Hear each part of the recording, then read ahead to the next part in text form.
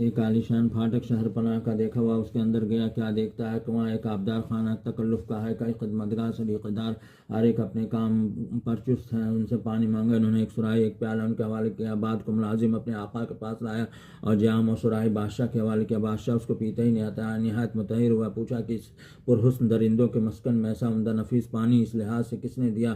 عرض کیا، خداوند برس دن سے ایک لکڑہارے نے اس جنگل میں شہر بسایا اور جا بجا مسافر خانے اور لنگر خانے اور آبدار خانے بنوا دیے۔ ہم مسافر، غریب، محتاج اور حاجت مندوں کو زر و مال سے مالا مال کر دیا ہے۔ وہ اس شہر سے بہت قریب ہے، وہاں سے لایا ہوں۔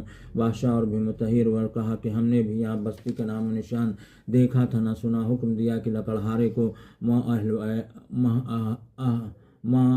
عیال و اطفال یہاں حاضر کرو۔ امیر و وزیر منع ہوئے کہ ایسے لوگوں کو بلوانا حضور کے لائق نہیں، پھر کوئی اور وقت اس کی طلبی کی صورت ہو جائے گی۔ غرض اپنی دولت سرا کو واپس چلا گیا اور اپنی بیگم سے ساری واردات ظاہر کی۔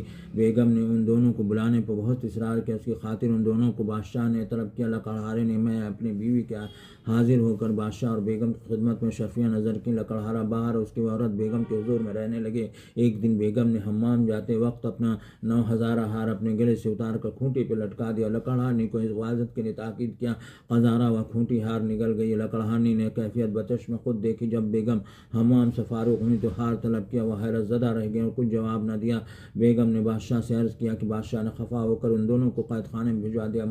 سال کامل اسی قید خانے میں گزرا۔ ایک رات پھر وہی نقاب پوش گھڑ سوار خواب میں نظر آئے اور کہا کہ فاتحہ جناب امیر المومنین مولا مشکل کشا حضرت علی شیر خدا رضی اللہ تعالیٰ عنہ کے نام سے دلواتا تھا یا نہیں؟ جواب دیا کہ نہیں۔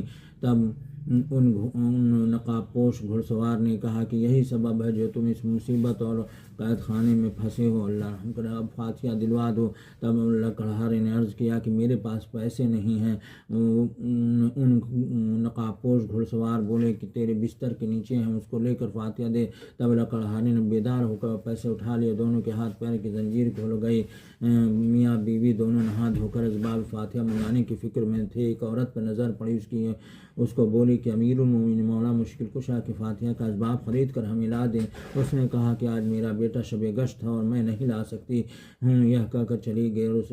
اس کے بعد دوسری ایک بوڑھی عورت جس کا بیٹا مر گیا تھا، اس کی تدہیج و تدفین کا سامان لانے روٹری پیٹتی جا رہی تھی، اس کو دیکھ کر پکارا، مولا مشکل کشا کے نام سے فاتحہ کا اسباب لانے کے لیے بولی۔ جب بوڑھی نے مولا مشکل کشا کا نام سنا تو ضروری کام کا خیال نہ کر کے اسی وقت نہا دھو کر اسباب فاتحہ کا لا دیا۔